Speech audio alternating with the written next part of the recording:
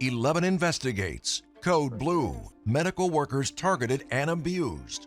And he lunged back, which is when I struck the floor with my head. The push to keep those who help us safe. Plus, city police cars, ambulances, fire trucks, and snowplows, all old and breaking down. While homes that should get torn down aren't, putting neighborhoods at risk. 11 investigates went to the city for answers. Plus, and then I looked at his face, and it was so obvious he had right-sided paralysis. a family's scary story shows the need for better testing for Lyme disease in Pennsylvania. The plan and much more on 11 Investigates. Now, here are anchors Gordon Lesh and Lisa Sylvester. Thank you for joining us for some of the big stories 11 Investigates brought you in 2025. We begin with Code Blue and violence in healthcare. From a deadly hostage situation at a central PA hospital to patients turning on their caregivers, like the situation that just happened in Altoona in the fall. Healthcare workers are targeted these days at shocking levels. Channel 11's Jatera McGee reports many of these workers are now begging lawmakers to do something to help.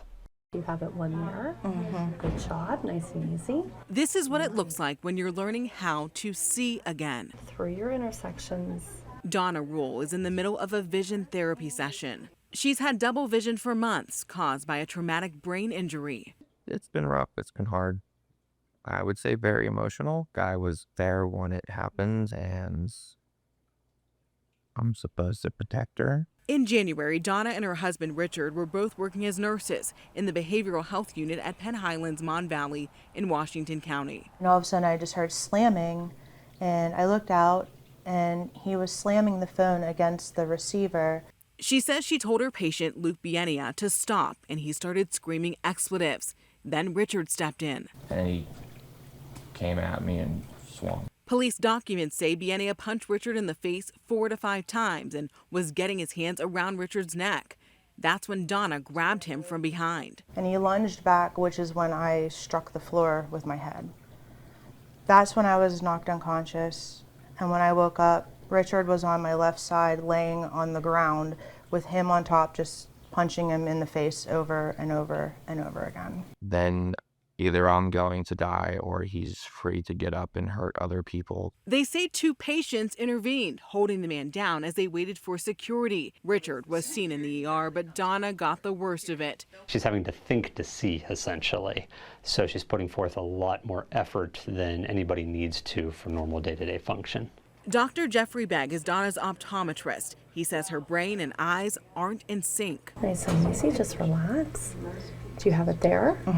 Dr. Begg says Donna will likely need 4 to 6 months of therapy, and she's not his only patient who was injured by one of theirs. It's become something that we've been seeing more of. 11 Investigates has confirmed at least 10 assaults on local healthcare workers in the last year that were so serious criminal charges were filed.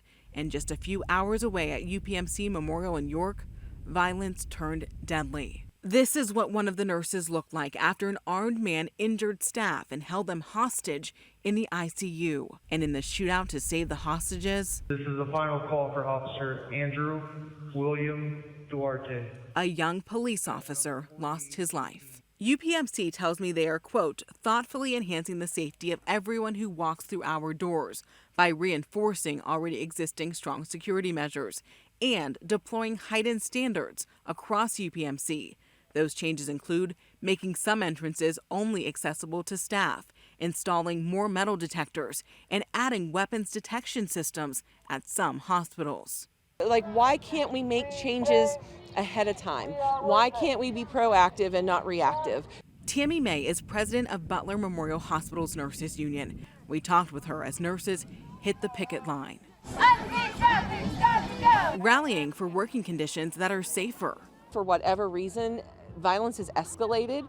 A new report by National Nurses United found 8 in 10 nurses have experienced workplace violence in the last year, from verbal threats to physical abuse.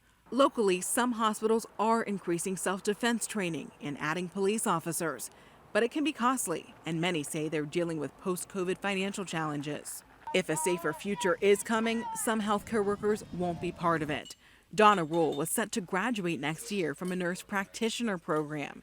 Now she doesn't know if she'll ever work in a hospital again.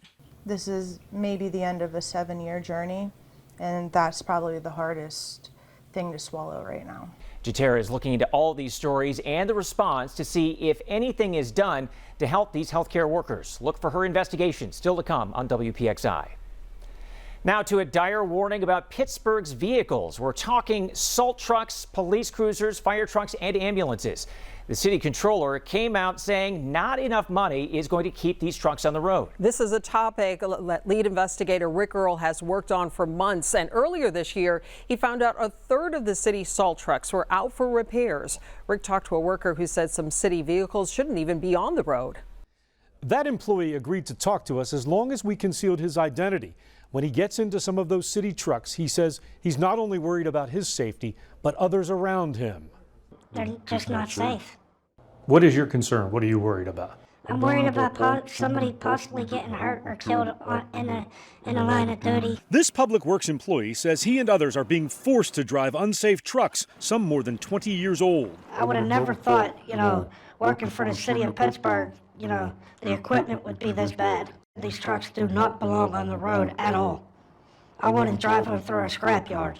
And the worker gave us pictures. Rusted rims, a metal plate in the bed of a pickup covering a hole, corrosion and rust under a truck, busted out taillights, a torn and worn interior, and a salt truck that lost its wheels. Over the winter, a third of the trucks were broken. They say they're frankly afraid to drive them. They're scared for their safety driving these vehicles. Sure. Are you concerned about that?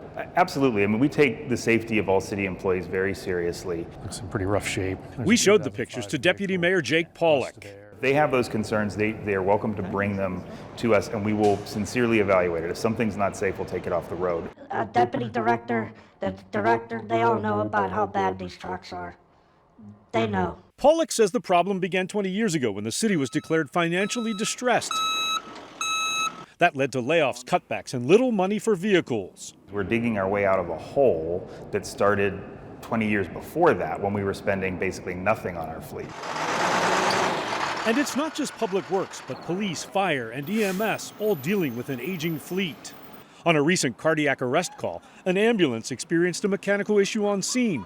Medics were able to treat the patient. Another ambulance was called in to transport the patient to the hospital. The city says there was no delay. We have vehicles that have braking issues. We have bald tires. We have mechanical issues that, you get a call and you go out and the truck won't start. 11 Investigates obtained the list of every city vehicle, approximately 1,300. A third are more than a decade old. 4 EMS vehicles are more than 20 years old. One has been in service for 43 years. 9 public works vehicles are more than 20 years old, the oldest dating back to 1999. Since taking office in 2022, the Gainey administration used $20 million from the American Rescue Plan and another $20 million in city funds to buy new vehicles for a total of $40 million. And in 2023, the city bought 121 new vehicles, the most in 2 decades. We're putting our money where our mouth is in terms of making these investments. Catastrophic would be the correct word, I feel. But Councilman Anthony Coghill says it's not enough. He believes the city should have spent more of the $335 million rescue plan on vehicles. I will repeat this until I'm blue in the face. We blew our chance to up our fleet through that federal money. If Councilman Coghill was interested in spending more money on vehicles, frankly, he could have attended any ELA board meeting in the last 2 years, which he's a member of, but hasn't been participating. Coghill says he had to persuade the leasing authority to buy new vehicles, including 60 police cars, and stopped attending out of frustration. He says the city should be spending $20 million a year on vehicles, yet they only budgeted approximately $3 million or less for each of the next 5 years. That's little comfort for this worker, who's now speaking out about the condition of the vehicles he's forced to drive. I'm putting my life and the safety of my crew at risk, as well as people on the road. Now, sources tell me another city worker recently refused to drive a truck because of safety issues. The union then got involved, and that worker was eventually given another truck. In the studio, Rick Earl, Channel 11 News. Abandoned homes, some of them dangerous, all over the city. Dozens are on the demolition list. Currently, we have a pretty efficient program. But 11 Investigates crunched the numbers, and they don't look efficient. What we uncovered coming up. And a heads up, if you ever need a tow truck, some people are getting charged thousands of dollars for a short tow. We investigate what's being done to stop predatory towing. Plus, there were bodies that would be decomposing in the garage. A funeral director accused of the unthinkable. That's next.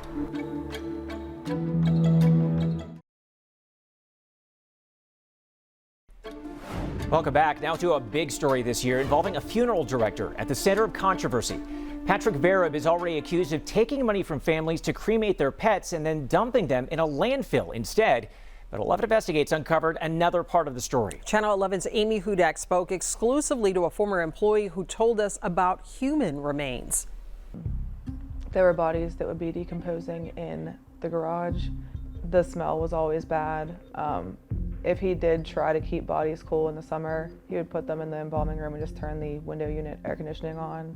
Tiffany Mansourides says she has nightmares about what she witnessed when she worked for Vereb Funeral Homes in Hazelwood and Natrona Heights. There were humans out on cots in the garage with the dead animals that were just there. It wasn't temperature controlled at all. She quit and reported her boss, Patrick Vereb, to police. A second former employee also quit and talked to police.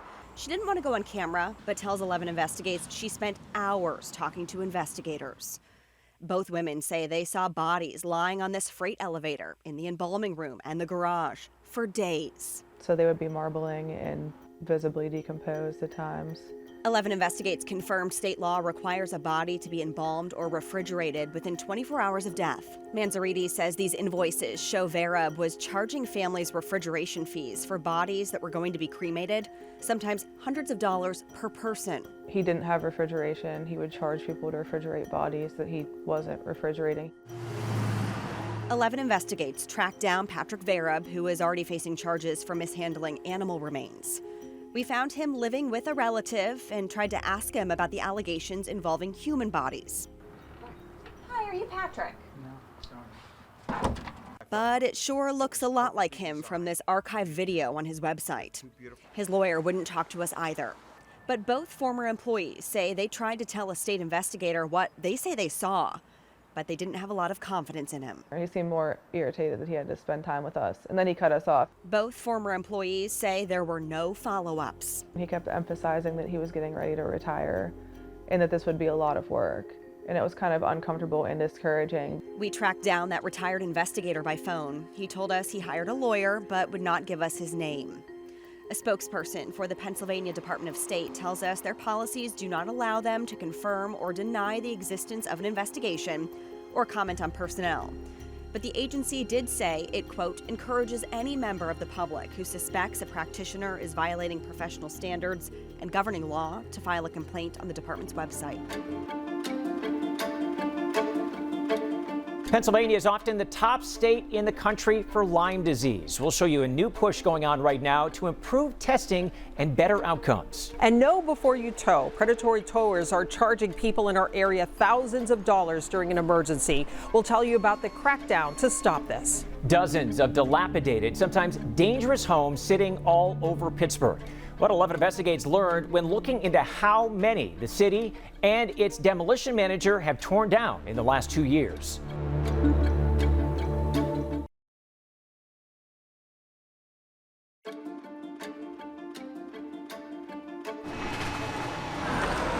The city got rid of this dangerous, dilapidated house, but there are dozens more just like it still standing. Parts of these homes are collapsing, some are catching on fire, putting neighbors and emergency crews in danger. But 11 Investigates found the city-funded demolition program has significantly slowed down in the last 2 years, despite having a demolition manager. 11 Investigates' Jatera McGee has looked into this issue for more than a year and is now looking for answers.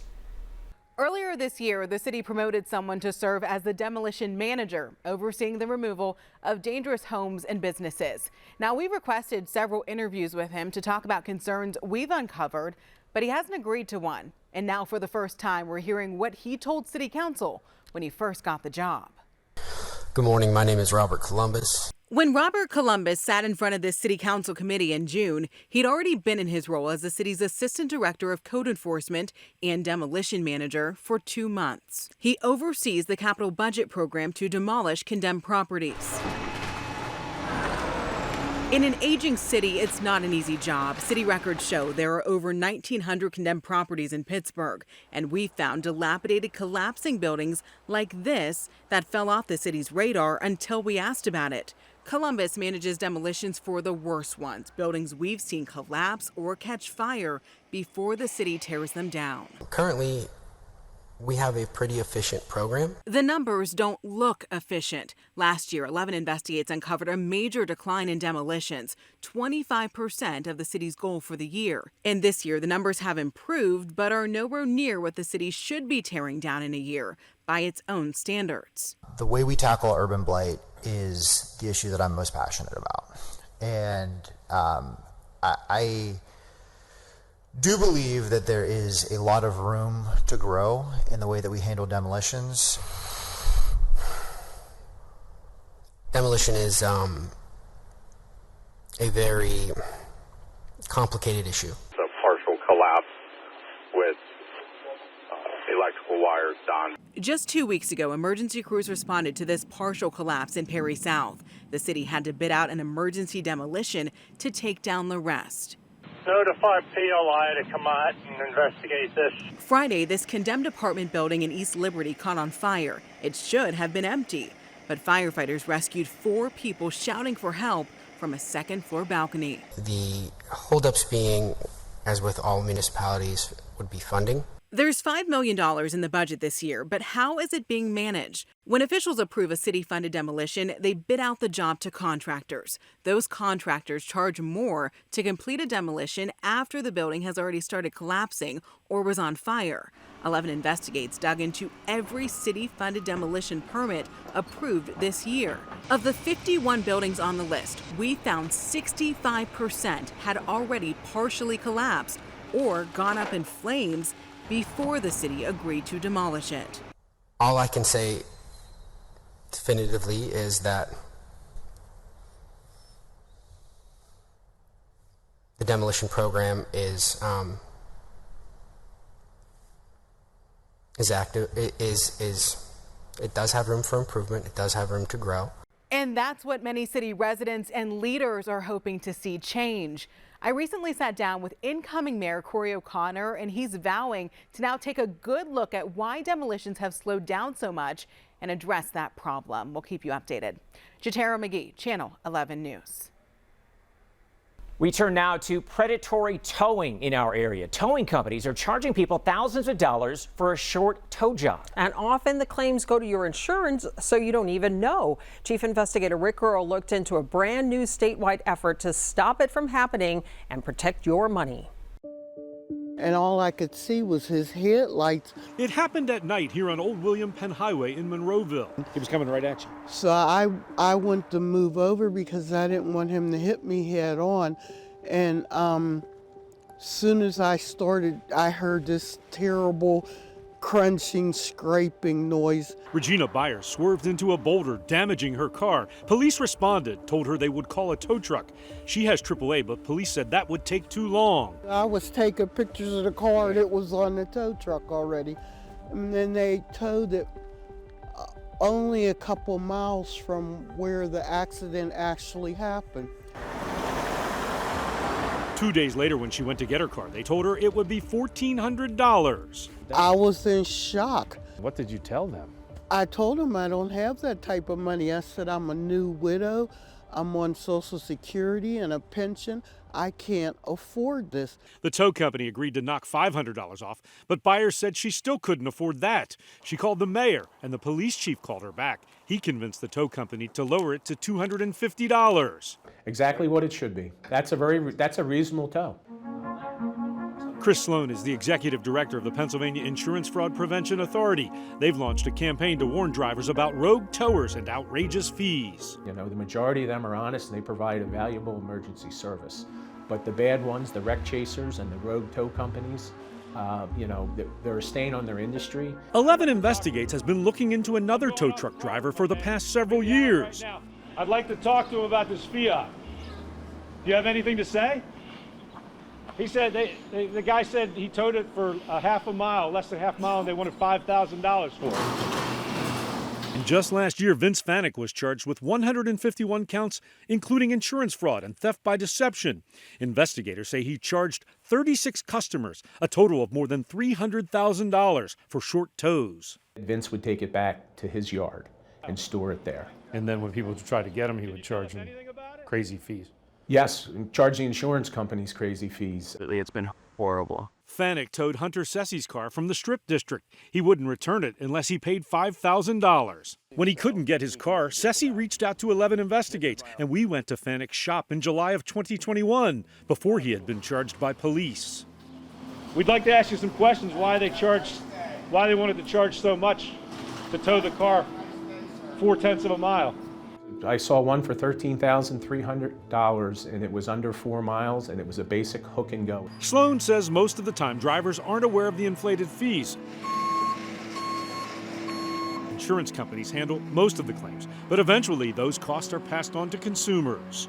The insurance company, they want to adjust the claim, fix the vehicle, take care of their policyholder, provide customer service. To do that, they're oftentimes paying an outrageous invoice. And eventually that comes back to the consumer in the form of higher insurance rates. Sloan says there are some things drivers can do. Don't sign a blank invoice. And take pictures of the invoice, the tow truck, and the damaged vehicle. But ultimately, Sloan believes state lawmakers should step in and set limits. I think you need set towing fees, at least caps on how much that can be charged. And there's not that now. It's a free-for-all. It is truly a free-for-all. Rick found out the Pennsylvania Towing Association does not support a fee system. They say every tow is different. And now the towing company that towed Regina Byers' car defended the $1,400 fee, saying it's within the industry standard. A frightening experience for a 7-year-old boy, and unfortunately, it's not uncommon in our area. PA still leads the country in Lyme disease cases. And then I looked at his face, and it was so obvious he had right-sided paralysis. The push to increase testing for the disease and why the timing is so important. That's next.